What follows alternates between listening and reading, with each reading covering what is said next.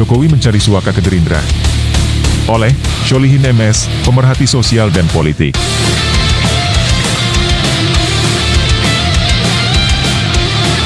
Bergabungnya Bobi Nasution, menantu Jokowi, ke Gerindra, menyusul pencawapresan Gibran bersama Capres Prabowo, menandai babak baru Partai Gerindra sebagai partai penampung keluarga Jokowi.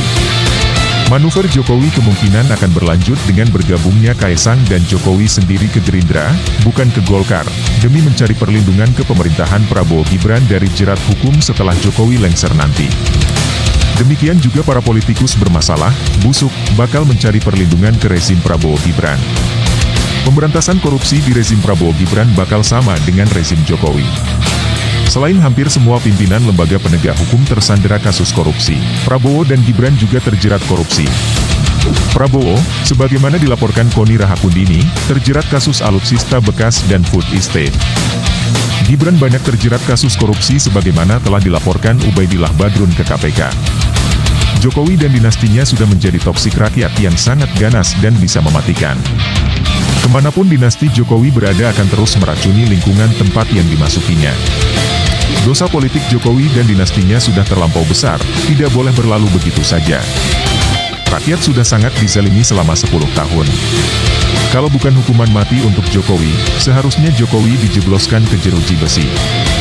Rakyat akan sangat kecewa jika Jokowi dan keluarganya lolos begitu saja. Gerindra akan menjadi musuh rakyat jika melindungi Jokowi dan keluarganya.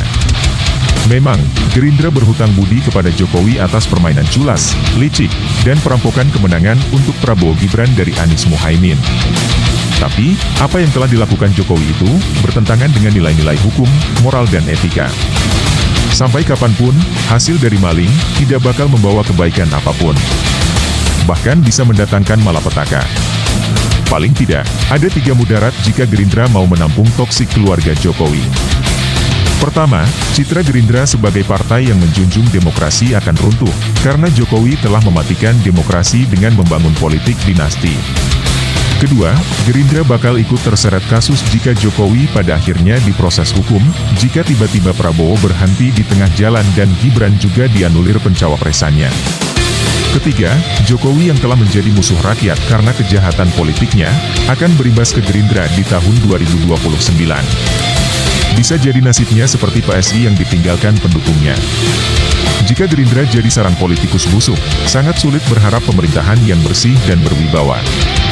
Dari awal pun Prabowo lebih suka bagi-bagi kue kekuasaan dan mengakomodir berbagai kepentingan dari para elit bermasalah, daripada membangun pemerintahan yang bersih, berwibawa dan pro-rakyat.